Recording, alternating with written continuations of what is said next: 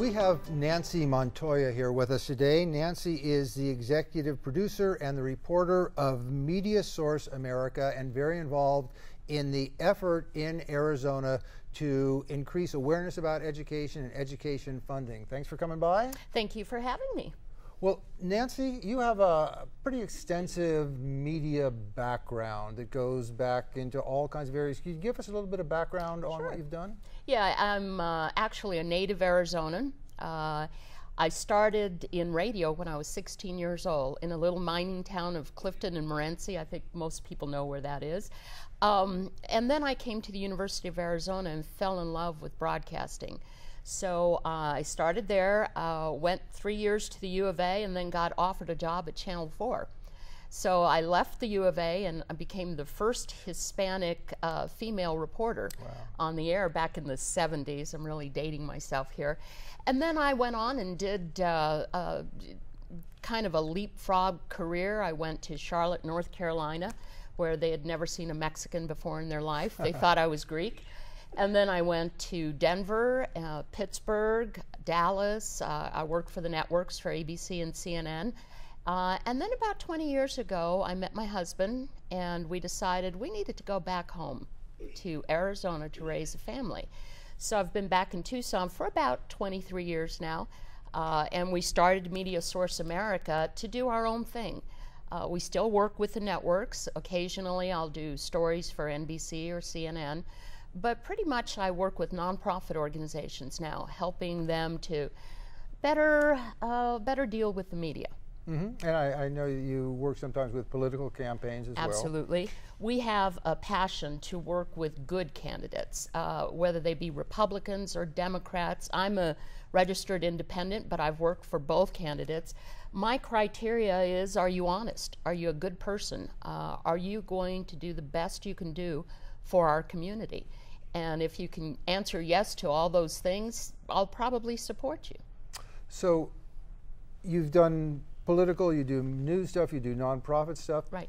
How did you get involved in the whole education? I'm a teacher, so I'm naturally involved in it. But you're not a parent currently of a school-age kid. You're not a teacher. How did you get involved in this thing?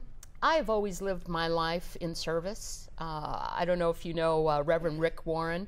He wrote a book that's called, you know, a passion-driven life, and I believe that we need to live our life in service. And I look around my community and I see, where can I serve? Where can I use my talents to be of benefit to our community? And after seeing what was happening at the state legislature, I found my anger level starting to rise, and it was getting angrier and angrier, and I was hearing things that I knew weren't true. I'm a journalist, so I check things out. I would hear things like bipartisan that just didn't make sense. And so in early February, when we really started to hear how devastating this budget was going to be to education, the call went out on Facebook. Is there anybody out there who wants to get together? And I think I met you there at that meeting. Right, we knew each other before for a couple of years, but I did see you at the YWCA on Bonita. First meeting. Right. Then we had another meeting in February 13th where we decided we call the organization Arizona Stands Up, because I think that's what we have to do, is stand up. And since that time, we've just been educating ourselves. You know, there's nothing worse than thinking you know what the truth is, but I'm a big believer that you have to know what you don't know. And there was a lot of things I didn't know and I didn't understand about this budget.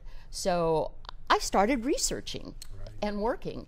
And I think that I am like a lot of people in Arizona. You go about your life and you want to do things, but you know, you have a mortgage to pay and you have kids you got to raise, and you know, you get so involved in your own life. Then something hits you over the head and you go, bam, oh my God, this is going to impact me. This is going to impact my children and my children's children. I better wake up and see what's going on. Well, we're going to have another segment where we're going to talk a bit more about what people can do and what's being done. But before we go any further, you mentioned a group called Arizona Stands Up, and I want to make sure there's an S after stands because there's a website. Right. It is arizonastandsup.org. And what is the purpose? What's the content on the website if people want to go there? I think one of the big things that we were finding is that there was so much information floating around. Some of it true, some of it not true.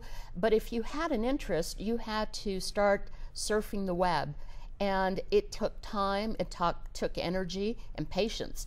So I wanted to create a website where you could go to one website and hear the latest, see what other reporters are doing, hear what other groups are doing. So it's kind of a one-stop shop, ArizonaStandsUp.com or .org. Either .com or .org. Either one will take you there, or if you can't remember that, just put down Arizona Stands Up and it'll come up in Google.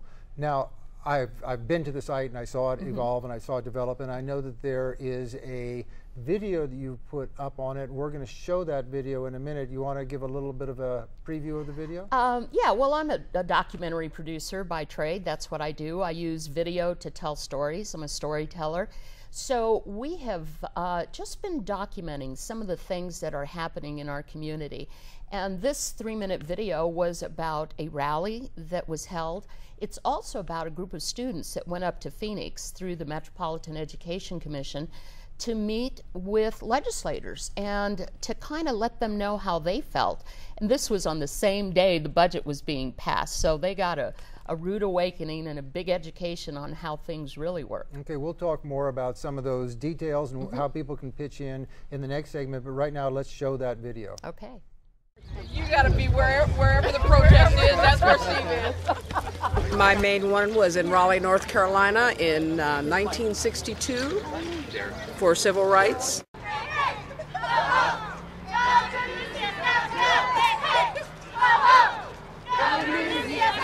The frustration is communicating effectively what the truth is to the public.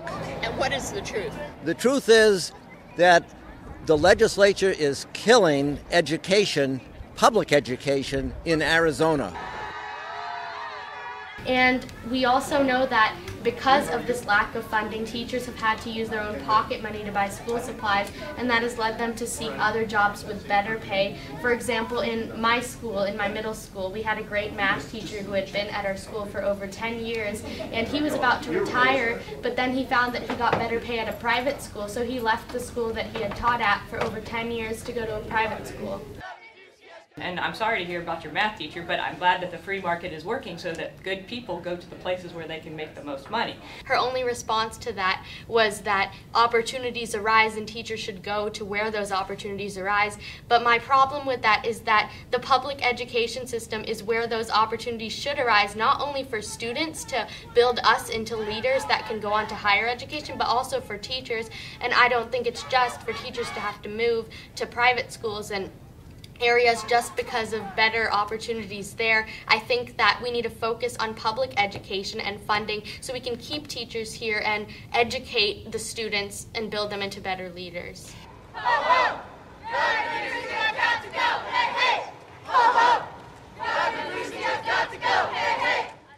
And the fact that this governor is turning out on the next generation that is going to lead this country is possibly one of the most arrogant and ignorant things that I've ever seen in my life.